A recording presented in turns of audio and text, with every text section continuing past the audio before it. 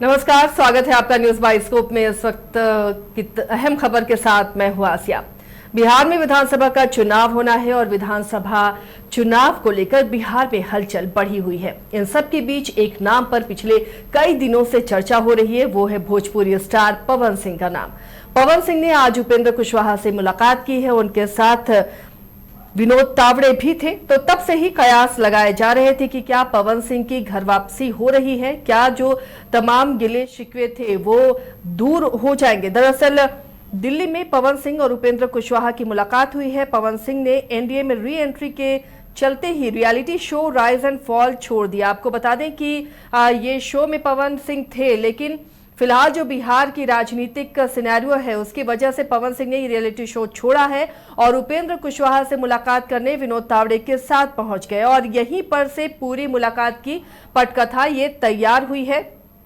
और विनोद तावड़े ने मुलाकात के बाद ये बयान भी दे दिया कि पवन सिंह एनडीए में ही हैं और बिहार विधानसभा चुनाव में भी वो एनडीए के लिए ही काम करेंगे। अब उपेंद्र कुशवाहा से मुलाकात का मतलब समझिए। देखिए, इसमें कोई दो राय नहीं है कि लोकसभा चुनाव में काराकाट से उपेंद्र कुशवाहा की हार में पवन सिंह का बड़ा रोल था, क्योंकि जितने भी राजपूत वोट थे वो एक तरफ हो गए। भले ही इस चुनाव में पवन सिंह नहीं जीत पाए, लेकिन उन्होंने उपेंद्र कुशवाहा का बड़ा लॉस कर दिया। और सिर्फ उपेंद्र कुशवाहा ही नहीं, जो नाराजगी थी बाकी जो कुशवाहा वोटर्स हैं वो एनडीए के खिलाफ नजर आई, क्योंकि आरा और औरंगाबाद लोकसभा सीट में ही एनडीए के खिलाफ कुशवाहा एकजुट होकर वोट कर दिए, ये माना जा सकता है। नतीजा ये हुआ कि आरा में बीजेपी और औरंगाबाद में बीजेपी से ही सुशील कुमार सिंह भी चुनाव हार गए।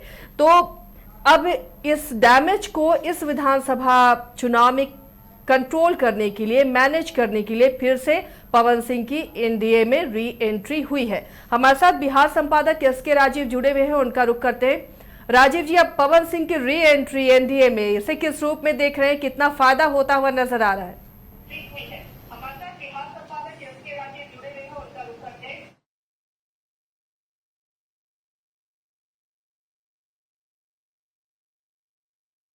नहीं, देखिए आसिया जी, पवन सिंह के विषय में कहा जाता है कि एक आप गाना सुनी होंगी कि आवारा हवा का झोंका हूं और निकला हूं पल दो पल के लिए। तो पवन सिंह ने इस गाने को विधिवत गुनगुनाया भी था लोकसभा के चुनाव में, और पवन सिंह दूसरे नंबर पर थे। उपेंद्र कुशवाहा को हराने में उनकी बड़ी भूमिका थी। लेकिन देखिए, राजनीति में कहा जाता है कि कोई किसी का स्थायी न मित्र होता है, न कोई किसी का स्थायी शत्रु होता है। ये वही पवन सिंह है। आप अगर विजुअल दिखा पा रही होंगी तो दर्शकों को दिखाइए निश्चित तौर पर कि किस तरीके से जो पवन सिंह उपेंद्र कुशवाहा का खुलकर विरोध कर रहे थे, वही पवन सिंह उपेंद्र कुशवाहा के सामने दंडवत है, हाथ जोड़े हुए, मुद्रा में सर झुकाए हुए हैं और उपेंद्र कुशवाहा उनको पकड़े हुए हैं। तो राजनीति के विषय में कहा जाता है कि राजनीति में चाल, चरित्र और चेहरा कब बदल जाए ये स्वयं राजनेताओं को भी नहीं पता होता, और उसकी एक तस्वीर जो है एक मात्र वानगी भरा है, आप ये कह सकती हैं आसिया जी। देखिए, दरअसल में पवन सिंह लंबे समय से चुनाव की राजनीति में जो है वो सक्रिय रहे। बंगाल से उनको टिकट दिया गया था, फिर किस तरीके से उनको टिकट को काटा गया, फिर वो बागी हो गए बीजेपी से, शाहबाद से जाकर के चुनाव लड़े, बीजेपी को उन्होंने हराया। उसका असर यह पड़ा कि उपेंद्र कुशवाहा हारे, आरके सिंह भी हार गए आरा से, चूंकि राजपूतों ने उनको वोट नहीं किया, और राजपूत की वजह से कुशवाहा, चूंकि कुशवाहा को राजपूतों ने वोट नहीं किया उपेंद्र कुशवाहा को, तो यहां पर आरा में कुशवाहा ने आरके सिंह को वोट नहीं किया और RK Singh 2 seat BJP lose कर गई। देखिए, मामला यहीं तक नहीं था, उसके बाद बयानबाजियां भी खूब हुई। पवन सिंह जो है वो लगातार बीजेपी के प्रति हमलावर दिखे, उपेंद्र कुशवाहा हमलावर दिखे।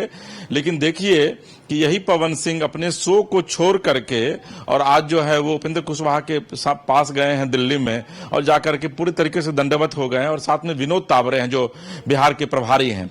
तो ये बताता है, ये तस्वीर इस बात की को बयां कर रही है कि भाई राजनीति में अब जो है वो नीति का कोई महत्व नहीं रह गया है, सिर्फ राज कैसे करना है उस पर बात होती है। और यही वजह है कि पवन सिंह को जो है वो एक बार फिर से काराकाट से बीजेपी जो है वो उम्मीदवार बनाने की तैयारी में है। और चूंकि काराकाट जो है वो राजपूत कुशवाहा और यादव बाहुल्य इलाका है, वहां पर राजपूत और कुशवाहा अगर एक मंच पे आ जाएंगे तो वो सीट जो है वो आराम से जो है वो पवन सिंह को मिल सकती है या फिर बीजेपी के खाते में जा सकती है और इसी की पूरी तैयारी है। हालांकि दूसरी बात यह भी कही जा रही है कि पवन सिंह आरा से भी चुनाव लड़ सकते हैं, क्योंकि भोजपुर जो है वो राजपूतों का गढ़ माना जाता है, कुंवर सिंह वहां से बिलोंग करते थे, तो हो सकता है कि आरा से भी पवन सिंह चुनाव लड़े। लेकिन इतना तय है कि पवन सिंह बीजेपी में चुनाव लड़ेंगे, 5 तारीख को विधिवत बीजेपी में वो फिर से शामिल हो रहे हैं। तो बीजेपी में शामिल होने से पहले उपेंद्र कुशवाहा का आशीर्वाद लेना इसलिए जरूरी था क्योंकि कुशवाहा इन दिनों एनडीए के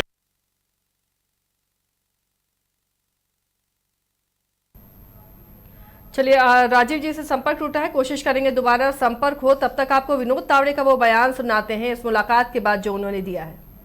उपेंद्र कुशवाहा एक बड़े नेता है एनडीए फोल्डर में और यही वजह है बीजेपी में है, बीजेपी में रहेंगे।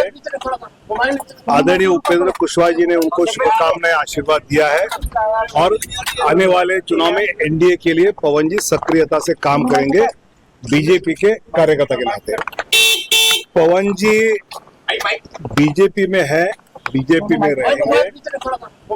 आदरणीय उपेंद्र कुशवाहा जी ने उनको शुभकामनाएं आशीर्वाद दिया है और आने वाले चुनाव में एनडीए के लिए पवन जी सक्रियता से काम करेंगे बीजेपी के कार्यकर्ता के नाते। पवन जी बीजेपी में है, बीजेपी में रहेंगे। आदरणीय उपेंद्र कुशवाहा जी ने उनको शुभकामनाएं आशीर्वाद दिया है और आने वाले चुनाव में एनडीए के लिए पवन जी सक्रियता से काम करेंगे बीजेपी के कार्यकर्ता के नाते। पवन जी बीजेपी में है, बीजेपी में रहेंगे। आदरणीय उपेंद्र कुशवाहा जी ने उनको शुभकामनाएं आशीर्वाद दिया है और आने वाले चुनाव में एनडीए के लिए पवन जी सक्रियता से काम करेंगे बीजेपी के कार्यकर्ता के नाते। पवन जी बीजेपी में है, बीजेपी में रहेंगे। जुड़े हुए हैं इसके राजीव जी पटना से। देखिए ये जो बयान है ये साफ दिखा रहा है कि बीजेपी से चुनाव लड़ेंगे पवन सिंह, बीजेपी में हैं, बीजेपी में थे और बीजेपी के लिए ही काम करेंगे, विनोद तावड़े ने कहा है। बिहार का जो ये चुनाव है इस पर बहुत ज्यादा दिलचस्प हो रहा है राजीव जी। देखिए कोई कसर नहीं छोड़ना चाहता एनडीए, तमाम जो मुद्दों को विपक्ष उठाता रहा उसे इंप्लीमेंट कर दे रही है नीतीश सरकार। और फिर जहां पर जातीय समीकरण बिगड़ता हुआ नजर आया, लोकसभा चुनाव में जो खामियां रह गई उसे विधानसभा चुनाव में दुरुस्त किया जा रहा है। पवन सिंह फिर से जब शामिल होते हैं तो किस तरह से राजपूत वोटर्स को किन किन इलाकों में साधने की एक कवायद है और क्या फायदा होगा?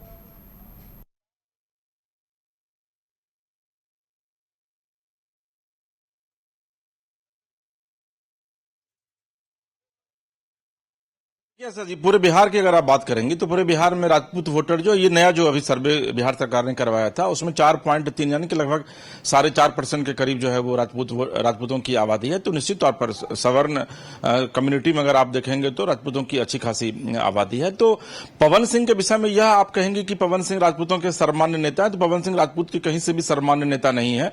बल्कि अगर आप मैच्योर राजपूत परिवार में जाइएगा, जो इंटेलेक्चुअल लोग हैं, तो वो लोग पवन सिंह को लाइक नहीं करते हैं, क्योंकि पवन सिंह भोजपुरी गानों के माध्यम से उन्होंने अश्लीलता फैलाने का काम किया है। लेकिन पवन सिंह का अपना एक क्रेज है, पवन सिंह का फैन फॉलोइंग से वो जबरदस्त है। अभी एक गाना जो उनका रिलीज वायरल हुआ था, काटी रात मैंने खेतों में तू आई नहीं, उसका करोड़ों में उसका व्यू गया है, उसको करोड़ों लोगों ने उसको लाइक किया है।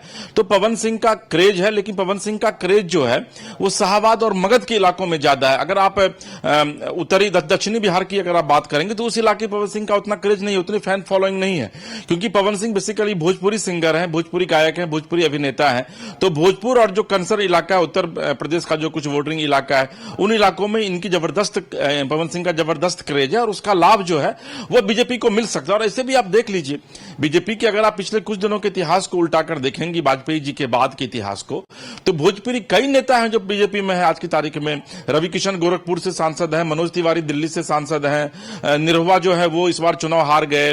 तो भोजपुरी जो अभिनेता है उनका लगातार बीजेपी में जाने का सिलसिला जो है वो शुरू से रहा है, यानी कि जब से मोदी जी की सरकार आई है तब से, क्योंकि भोजपुरी को ये लोग प्रमोट भी करना चाहते हैं और भोजपुरी के माध्यम से वोट भी बटोरना चाहते हैं। चाहते हैं। तो पवन सिंह अगर 5 तारीख को बीजेपी में फिर से आ रहे हैं तो इसका इंपैक्ट कम से कम शाहबाद इलाके में आपको देखने को मिलेगा। और आप यह भी देखी होंगी आसिया जी कि आज से 2 दिन पहले ज्योति सिंह, जो पवन सिंह की दूसरी पत्नी है, उनके साथ पवन सिंह का रिश्ता ठीक नहीं चल रहा था। उनके घर पर पवन सिंह जाते हैं, उनसे मिलते हैं, क्योंकि चुनाव के पहले एक मैसेज देने की कोशिश पवन सिंह यह कर रहे हैं कि भाई हमारा सब कुछ ठीक ठाक है और मेरे ऊपर जो एक आरोप लगाया जाता है वो आरोप पूरी तरीके से बेबुनियाद है। मेरी पत्नी ज्योति सिंह है, वो मेरे साथ है और ज्योति सिंह भी चुनाव की तैयारी में लगी हुई है, लगातार कैंपेन भी कर रही है पिछले लंबे समय से।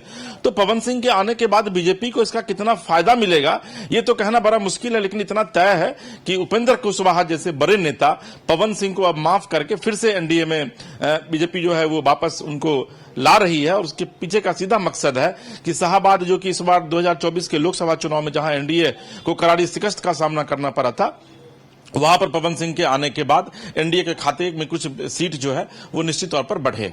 जी आसिया जी। चलिए, शुक्रिया राजेश जी इस तमाम जानकारी के लिए। तो अब पवन सिंह के आने से शाहबाद का इलाका कितना मजबूत होता है, क्या राजपूत और कुशवाहा वोटर्स एक साथ एनडीए को जीत दिला पाएंगे, ये जैसे जैसे चुनाव नजदीक आएगा आपको भी समझ आने लगेगा और इस पर हमारी भी नजर बनी रहेगी।